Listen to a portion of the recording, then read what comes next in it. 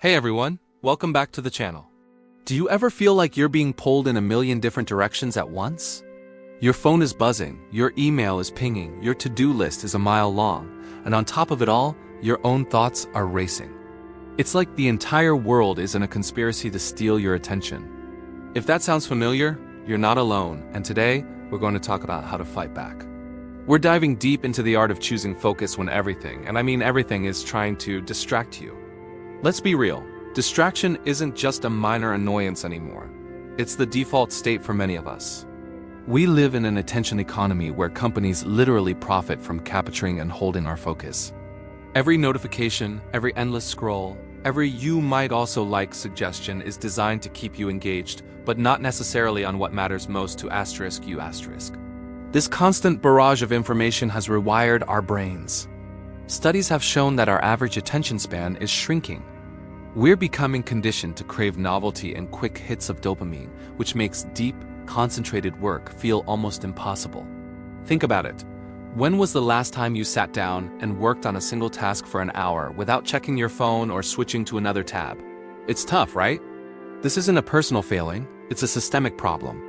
The modern world is a battlefield for your attention, and if you don't have a strategy, you're going to lose. But here's the good news. Focus is a skill. It's like a muscle. The more you train it, the stronger it gets. So let's start our training session. The first step in reclaiming your focus is to understand what you're up against. It's not just external distractions like your phone or a noisy coworker. The biggest battle is often internal. I'm talking about those internal triggers.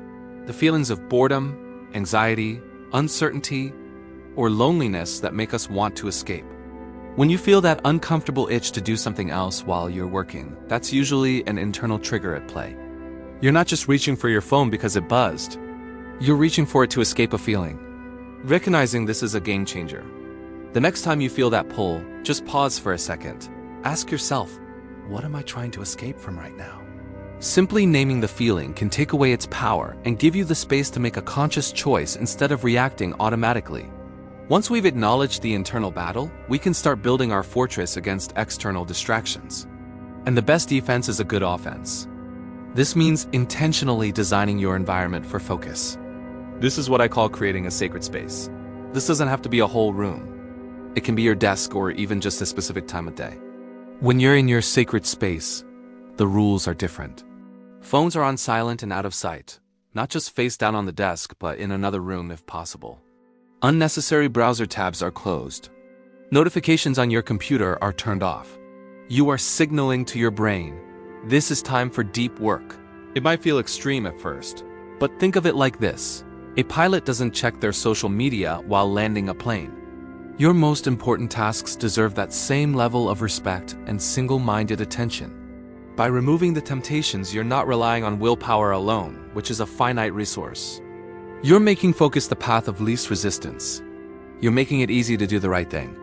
Now let's talk about the what. It's hard to focus if you're not even sure what you should be focusing on. Clarity is your best friend.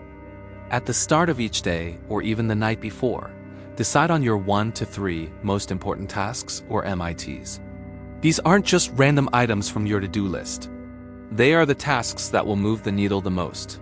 The ones that, if you get them done, will make you feel accomplished no matter what else happens. Write them down on a physical piece of paper and keep it in front of you.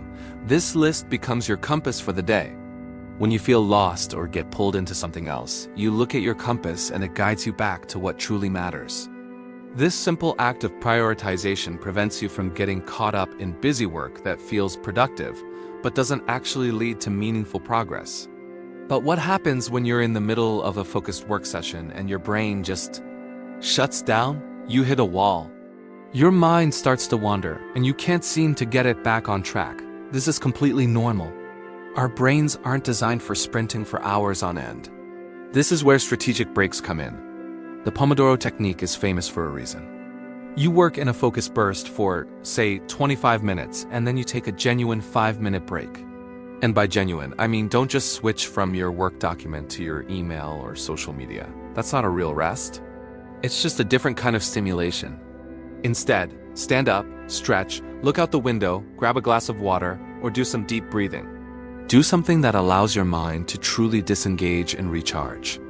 These short, deliberate breaks act like a reset button, allowing you to come back to your work with renewed energy and a clearer perspective. You will be amazed at how much more you can accomplish in several focused sprints than in one long, draining marathon.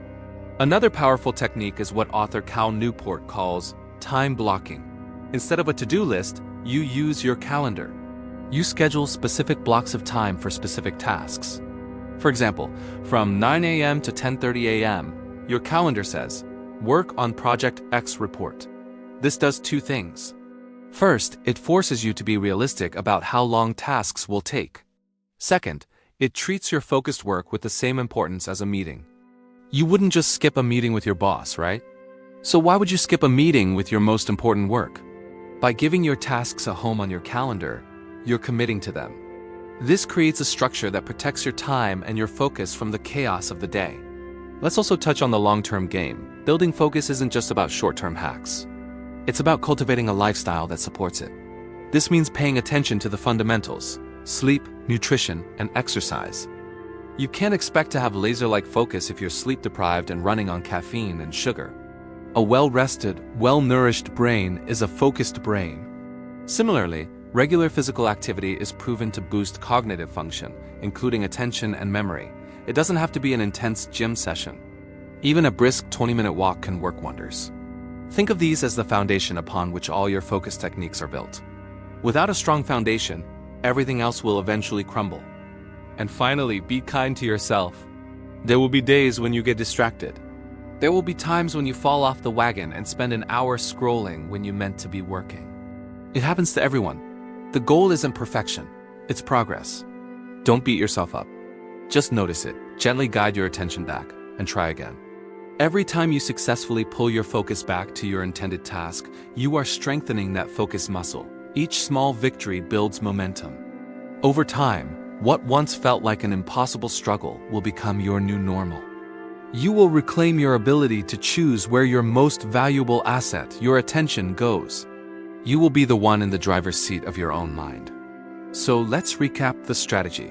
Acknowledge your internal triggers. Create a sacred, distraction-free environment. Define your most important tasks each day. Use techniques like the Pomodoro or time blocking to structure your work. And build a strong foundation with sleep, nutrition, and exercise. Start small. Pick one of these ideas and try implementing it this week. See how it feels. The power to focus is within you. You just need to create the conditions for it to flourish. You can choose focus, even when everything is trying to distract you.